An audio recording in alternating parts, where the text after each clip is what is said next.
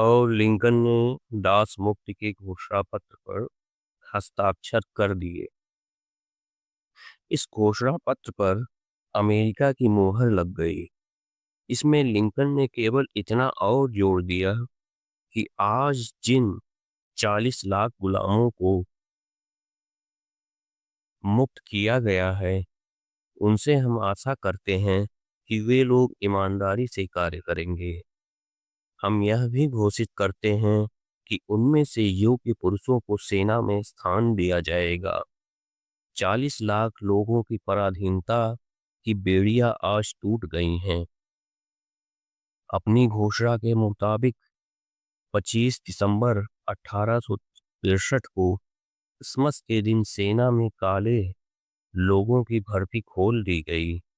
जब गृह युद्ध समाप्त हुआ, तब संघीय सेना में 1,86,000 निग्रो सैनिक थे।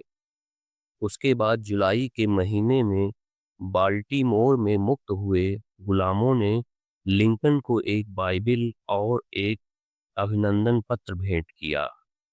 एक हबशी स्त्री ने अपने बच्चे को गोद में ऊपर उठाकर कहा, हे भगवान, तू धन्य है कि आज तेरी कृपा से मैंने अपने राष्ट्रपति अब्राहम लिंकन के दर्शन कर लिए। जब दासों की मुक्ति की घोषणा हुई, तो लोगों ने लिंकन को सलाह दी कि उन्हें अपनी सुरक्षा को और कड़ा कर देना चाहिए, क्योंकि दक्षिण के लोग बहुत नाराज हैं।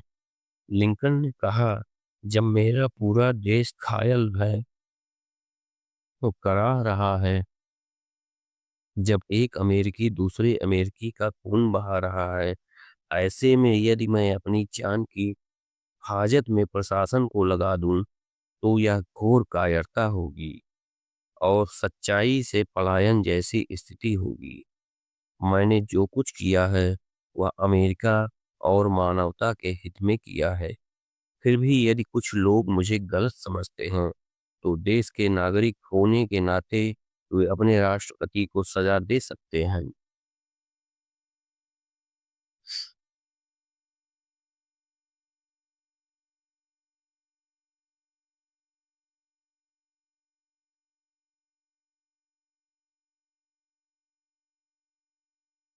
एक स्कूल के बच्चों की ओर से लिंकन को प्रार्थना पत्र भेजा गया कि जब कोई बच्चा गुलाम ना रहे।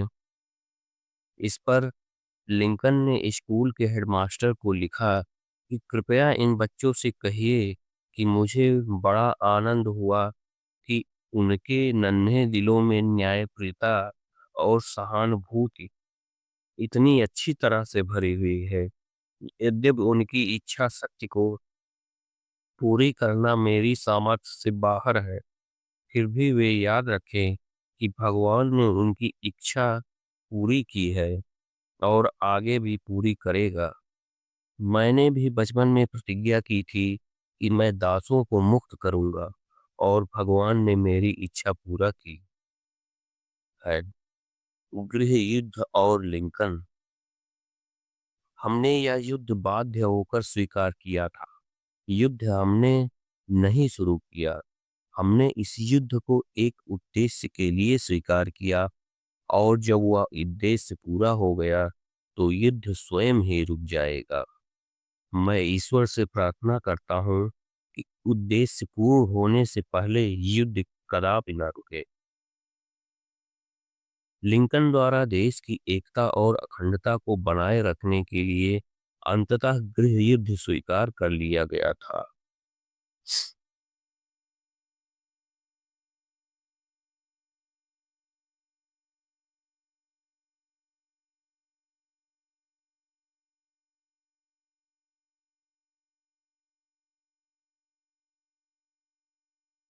युद्ध के मामले में लिंकन अनुभवहीन थे।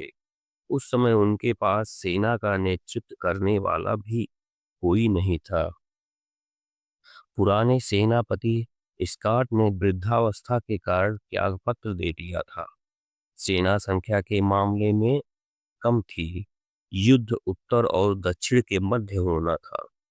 सेना की कमी को पूरा करने के लिए स्वयं सेवकों की भर्ती की गई। फिर भी भर्ती किए गए स्वयंसेवकों को इतनी जल्दी प्रशिक्षित नहीं किया जा सकता था। संसाधनों का अभाव भी था। क्यों? कांग्रेस में भी डेमोक्रेटिक लोगों का बहुमत था। अब वहां से बजट आदि के मामले में सहयोग की कम आशा थी। यद्यपि बाद में इस तरह की समस्या नहीं आई। जब गृह युद्ध का निर्णय हो गया, तब समस्या आई कि सेना का नेतृत्व कौन करेगा। उस समय वर्जीनिया निवासी रॉबर्ट ई ली वाशिंगटन में ही थे। वह युद्ध के मामले में अनुभवी और बहादुर थे। स्कॉट ने सलाह दी कि ली एक कुशल सेनापति शुद्ध होंगे। अतः लिंकन ने चाहा कि ली को संघीय सेना का कमांडर बना दिया जाए। यद्यपि ली अधिकांश मामले में लिंकन से असहमत थे, वह भी नहीं चाहते थे कि देश का विभाजन हो। लेकिन उनके सामने समस्या यह थी कि वह वर्जीनिया के थे और अपने प्रांत को जी जान से चाहते थे। अब तक वर्जीनिया संघ का हिस्सा था, इसीलिए वह वाशिंगटन में रह रहे थे। लेकिन इस समय वर्जीनिया दक्षिण में शामिल होने जा रहा था। अतः अब ली अपने ही लोगों के विरुद्ध संघीय सेना की ओर से युद्ध करने में असमर्थ था। उसने संघीय सेना से त्यागपत्र दे दिया और वाशिंगटन छोड़कर रिचमंड चला गया। इस प्रकार सेना के अन्य सेनाधिकारी थॉमस जैक्सन भी वर्जीनिया चले गए। बहादुरी के लिए जैक्सन को स्टोन वॉल कहा जाता था। ली ने अपनी सेवाएं दक्षिण की सरकार को सौंप दी। अंततः दक्षिण सेना की कमान ली के हाथों में सौंपी गई। उत्तरी सेना की कमान मैक्स लेन को सौंपी गई। उधर जनता उतावली हो रही थी। उत्तरी क्षेत्र की जनता की इच्छा थी कि दक्षिण के विरुद्ध तत्काल कार्रवाई की जाए। कांग्रेस में भी कुछ लोग लिंकन पर दबाव बना रहे थे। संसद से युद्ध की मंजूरी मिल चुकी थी। दबाव बढ़ता देख लिंकन ने कहा, यदि शीघ्र ही का सैनिक कार्यवाही प्रारंभ नहीं की गई तो इस मामले में जनता का उत्साह नष्ट हो जाएगा और फिर इसमें कोई सार नहीं रह जाएगा। महायुद्ध शुरू हो गया है। उतार चढ़ाव आते रहे। दक्षिण की सेना उत्तर पर भारी पड़ती रही। कई मोर्चों में उत्तर की सेना को हार का मुंह देखना पड़ा। कई सेनापति आए और चले गए। वे ली के सामने टिक नहीं पाए। लिंकन का 4 साल का राष्ट्रपति कार्यकाल गृह युद्ध की भेंट चढ़ गया। अंततः यूएस ग्रांट के रूप में लिंकन को कुशल सेना नायक मिल गया। ग्रांट बहादुरी और सेना संबंधी तत्काल निर्णय में लेने में बेजोड़ थे। ग्रांट लिंकन के विश्वास पात्र बन गए। अंत में लिंकन ने ग्रांट को लेफ्टिनेंट जनरल का पद दे दिया। यह पद पूर्व में राष्ट्रपति जॉर्ज वाशिंगटन को ही मिला था। यद्यपि युद्ध के मामले में लिंकन अपने सैनिक सलाहकारों की बात मानते थे, लेकिन यदि मन में उन्होंने कोई निश्चय कर लिया होता था तो फिर किसी की सलाह नहीं मानते थे। एक बार लिंकन ने कहा, कुछ भी हो, मुझे जो ठीक लगता है मैं उस लक्ष्य से अधिक दूर नहीं हट सकता। मैंने अपने आप में कुछ मापदंड और सिद्धांत बनाए हैं जिन्हें मैं कायम रखूंगा। जब लिंकन ने ग्रांट को लेफ्टिनेंट बनाया तो कुछ लोगों ने इस निर्णय की आलोचना की। लिंकन ने कहा, उन्हें उनके गुणों के कारण यह पदवी दी गई है और लिंकन का आकलन सही था। ग्रांट में सेनापति के आवश्यक गुण थे। उनमें यह भावना कूट कूट कर भरी थी कि हम युद्ध में सफल हो सकते हैं और हमें सफल होना ही है। यह युद्ध में असफल होने पर भी अपने आप में संतुलित रहते थे। वो ये हमेशा मानते थे कि शत्रु उनसे जितना उतना ही डरता है जितना वह शत्रु से। वह हमेशा अपनी सरकार के उद्देश्यों को सामने रखते थे।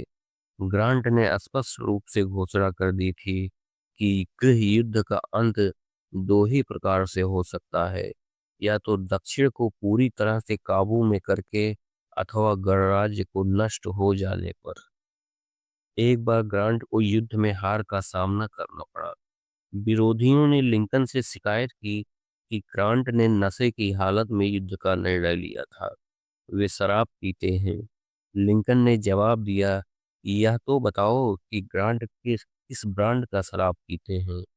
उसी ब्रांड की शराब के पीपे अन्य जनरलों को भी भेज देना चाहिए चाहता हूँ। अंत में उन्होंने कहा, ग्रांट शराब पीते हैं तो युद्ध भी तो जीतते हैं। ग्रांट के सहायक सेनापति के रूप में विलियम शर्मन की नियुक्ति की गई। अब लिंकन को ग्रांट पर पूरा भरोसा था। युद्ध के अंतिम चरण में लिंकन ने ग्रांट को लिखा, आने वाले वसंत में दूसरा युद्ध आरंभ होने के कारण आपसे भेंट हो सकने की आशा नहीं है। अतः इस पत्र द्वारा मैं आपके कार्यों के प्रति पूर्ण संतोष व्यक्त करता हूँ। आपकी योजना की जानकारी न मुझे है और न ही मैं आप पर कोई इच्छा विरुद्ध अंकुश या दबाव डालना चाहता हूँ। लेकिन मुझे चिंता है कि कहीं हार के कारण हमारे सैनिक बंदी न बना लिया जाए। इस दिशा में आप ध्यान रखें। यद्यपि यह बातें मेरे बजाय आपके ध्यान में अधिक होंगी, यदि किसी चीज की कमी हो जाए और वह मेरे अधिकार में हो तो मांगने के लिए हिचकिचाने की जरूरत नहीं है। बहादुर सेना, उचित उद्देश्य आपके साथ है। भगवान आपकी मदद करे।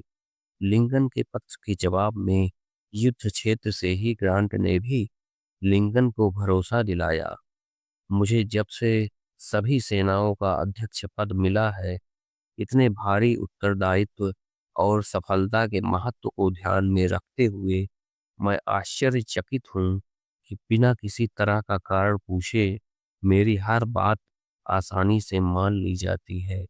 यदि मेरी सफलता में किसी तरह की कमी रह जाए तो उसमें आपका कोई दोष नहीं होगा। ग्रांट के हाथों में सेना की बागडोर सौंपकर लिंकन अब सैनिक मामलों में हस्तक्षेप न करके एक बुद्धिमान पर्यवेक्षक की भूमिका में आ गए थे। ग्रांट और ली की सेनाओं के मध्य घमासान युद्ध हुए। कभी ली का पलड़ा भारी हो जाता और कभी ग्रांट का। कहते हैं 1863 के बसंत में ली ने संघीय सेना को कई मोर्चों पर करारी शिकस्त दी। ली इतने आक्रामक हो गए कि एक बार तो लगने लगा कि शायद वे समूचे उत्तर को अपने पैरों तले रौंद देंगे। पेंसिल्वेनिया की हथियार बनाने वाली कई फैक्ट्रियों में ली का कब्जा हो गया था। उसके पास समय लगभग 75,000 सैनिक थे। यह सेना जब पैटोमैक के इलाके में घुसी तब पूरा क्षेत्र आतंक से थर्रा गया। कम्बरलैंड के किसान तो अपने पशु लेकर भाग गए। नीग्रो लोगों की आंखें भय के कारण सफेद हो गई। यहाँ पर 2 दिन के युद्ध में ही संघीय सेना के 2,000 सैनिक मारे गए। सबसे भयंकर और निर्णायक युद्ध गेटिसबर्ग में हुआ, जहां ली की सेना हार गई। संघीय सेना नायक मीड की लापरवाही के कारण ली भाग निकला। उसके 30,000 सैनिक युद्ध बंदी बना लिए गए। सभी आखिरी और निर्णायक लड़ाई बाकी थी। इस जीत का हर्ष व्यक्त करने के लिए जनता व्हाइट हाउस पहुंच गई। व्हाइट हाउस के सामने बैंड बजाए गए, लोगों ने उत्सव मनाया। उस दिन लिंकन ने कहा था, "हम्म,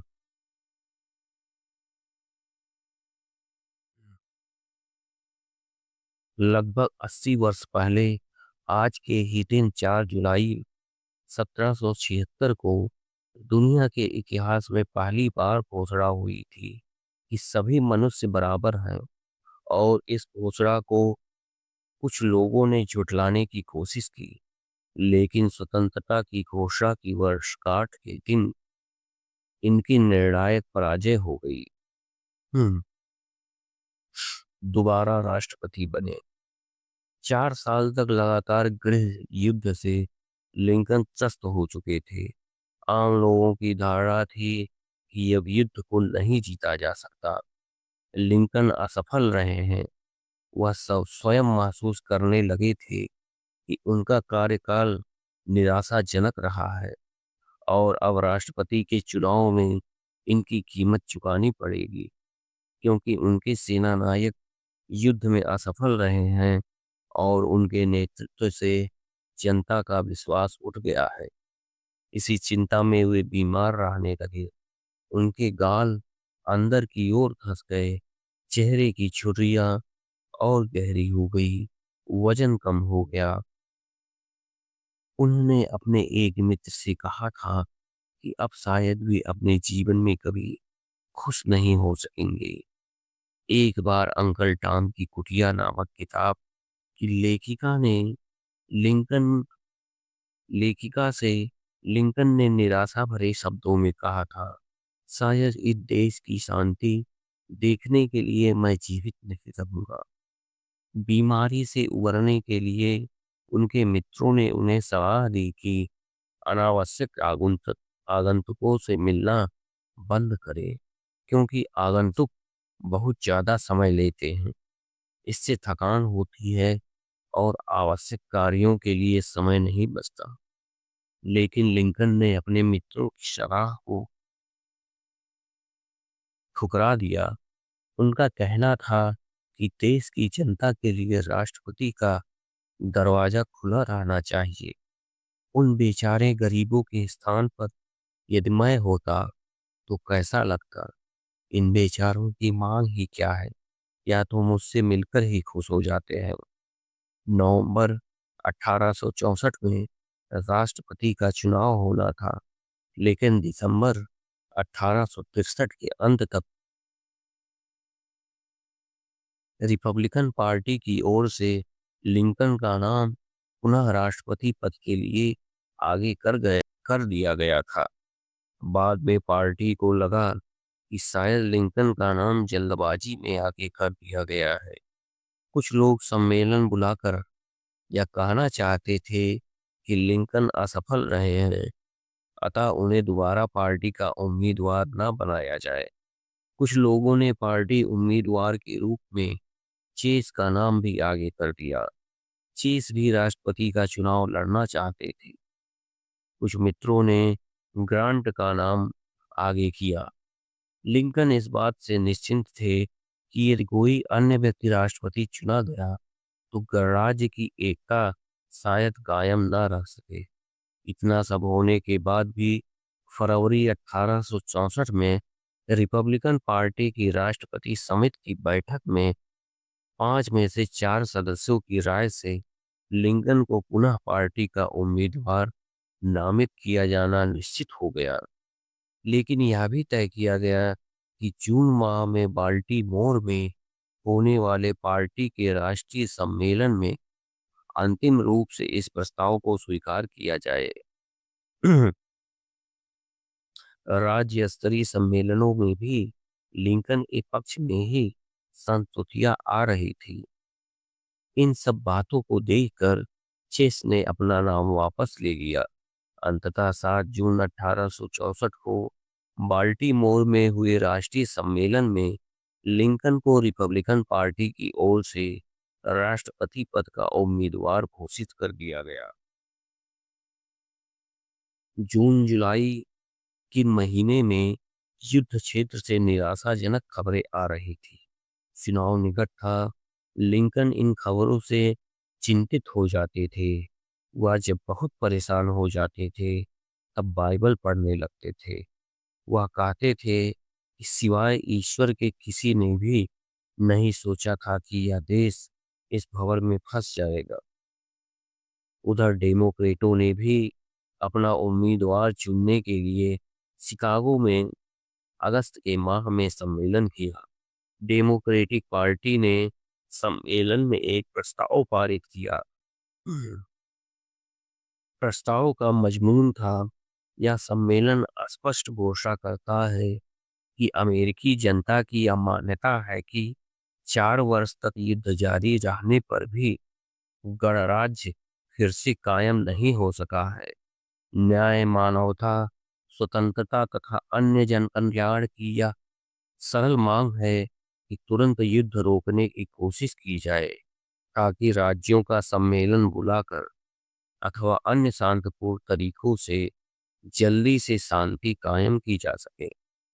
डेमोक्रेटिक पार्टी के इस घोषणा पत्र का मुख्य उद्देश्य यह बताना था कि लिंकन असफल रहे हैं। डेमोक्रेटों के इस सम्मेलन में राष्ट्रपति पद के उम्मीदवार के रूप में मैकलिन को चुना गया था। मैकलिन की उम्मीदवारी से लिंकन भी चिंतित हो गए थे।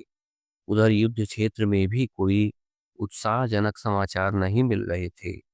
उन दिनों यह अफवाह जोरों पर भी थी कि यदि नवंबर महीने में राष्ट्रपति पद के चुनाव में मैकलिन विजयी रहे तो उन्हें तत्काल पदभार सौंपा जा सकता है, अर्थात मार्च माह तक प्रतीक्षा नहीं की जाएगी। इस अफवाह का खंडन करते हुए लिंकन ने जोरदार शब्दों में कहा कि वह निर्धारित अंतिम दिन तक अपने पद पर कायम काम करेंगे, अतः जनता को चिंतित होने की जरूरत नहीं। 23 अगस्त को कुछ आवेग के क्षणों में लिंकन ने एक नोट लिखा और उस कागज को तह करके अपने काबीना के साथियों से कहा कि वे इस प्रस्ताव पर बिना पढ़े ही हस्ताक्षर कर दें। उस तरह किए गए कागज के ऊपरी कोरे हिस्से में लिंकन के मंत्रियों ने बिना हिचक के हस्ताक्षर कर दिए, अर्थात एक प्रकार से संपूर्ण मंत्रिमंडल ने लिंकन पर विश्वास जता दिया।